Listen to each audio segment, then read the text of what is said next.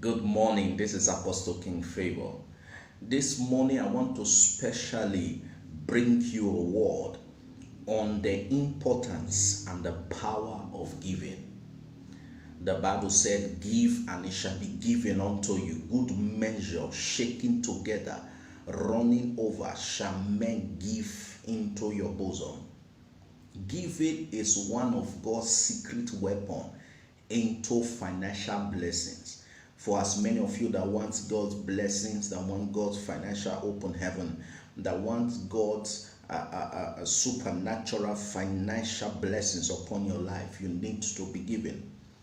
Giving is a secret key of God to open up the wells of financial fortune for men. Solomon gave 1,000 burnt offering and his destiny opened. And the Bible said Solomon became very wise and very rich. Even till date, the world has not recovered from Solomon's wealth. Solomon till date is still known as one of the wealthiest kings that have ever lived. Why? Because he gave to God. Listen to me. Giving shows our love for God. Giving shows our heart for God. There are so many of us that serve God, but we want to take it to the extra. We want to show God how much we love him. And one of the ways that we can do this is through our giving. For God so loved the world, John 3:16, that he gave his only begotten son. What did God do when he loved the world? He gave. So we all, in our response to our love for God, needs to also give. Give him our heart, give him our finance, give him all that concerns us. And giving also tells God that he is in charge of everything that concerns us. It is not only our hearts that we give to God. If we really give our hearts to God, then everything that concerns us belongs to God. Because the heart controls everything. The Bible said, where the treasure of a man is, there his heart is. So when we give to God, we are telling him that our focus is not on our treasure, our focus is on you. And that is why God blesses those that give. You need to give to the household of faith, because money is needed for the propagation of the gospel. Money is needed to pay the bills.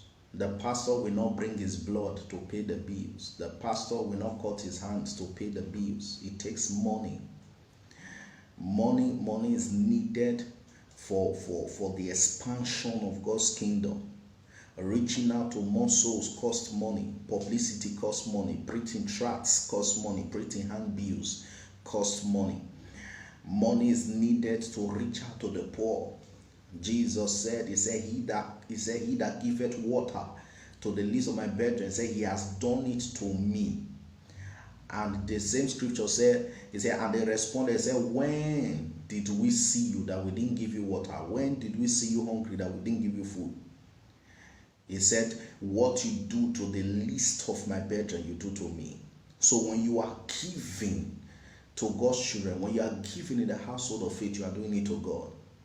Money is needed to reach out to the poor, because when you show the poor love, you are opening up their hearts to see the love of Jesus. And the Bible said, through prosperity shall my kingdom be spread abroad. So money is needed for the propagation of the gospel. Money is needed to be able to expand even in social media platforms, even in all platforms, to reach out to life. So you see, money is needed.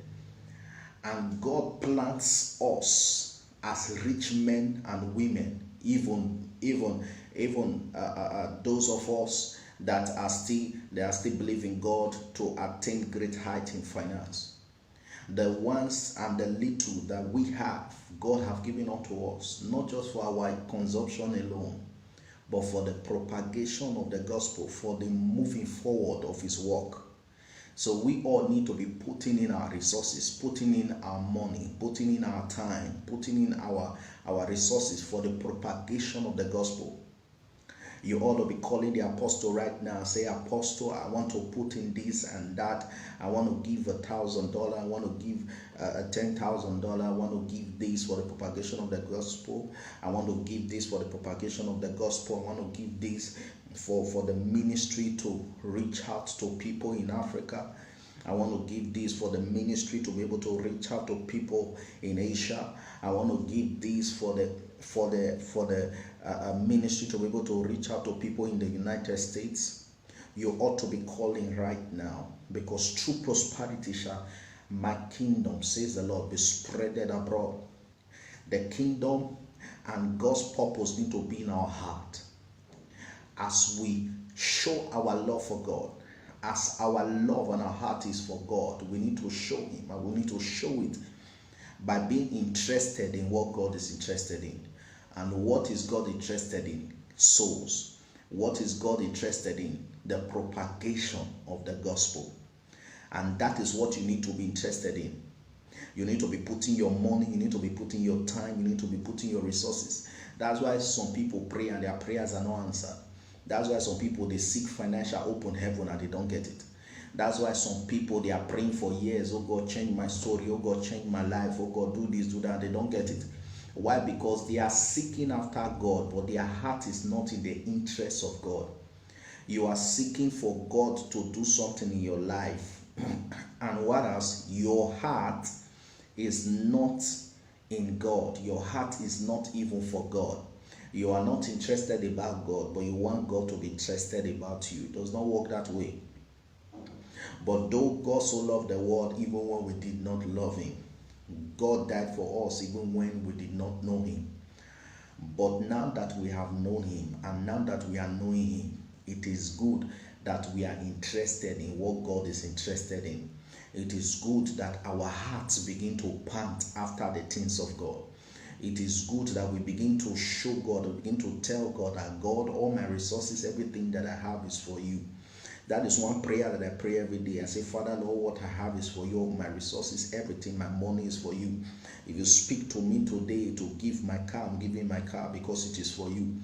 And God have proven it so many times. So many, at one time I had a car which was less than 6 months, or let me precise, less than a year. And God spoke to me as I was driving the car. He said, son, he said, before 2, he said, give her this car. He showed me the exact location and where to give it. I had to obey. Why? Because everything that belongs to me belongs to God. That should be our heart for God. That should be our zeal for God. That should be our drive for God. Where we come to a level of total surrender, not just surrendering. Listen to me, you cannot say you surrender your heart when you have not surrendered where your heart is in. They say where the treasure of a man is, there his heart is. So you cannot tell me you surrender your heart when you have not surrendered where your heart is kept. Many of us, our heart is kept in our treasure. Many of us, our heart is kept in the balance in our account. Many of us, our heart is kept in our houses, in our fancy, all the things that we have. But Jesus is saying today, he says, surrender it all at my feet. Surrender it all at my feet. Give me your all. Give me your all. Give me your life. Give me your heart. Give me your finance. Give me your all. And see me do wonders in your life. Give me your all and see me do wonders in your life. This is a prophetic word for somebody this morning. This is a prophetic word for somebody to take somebody to the next level.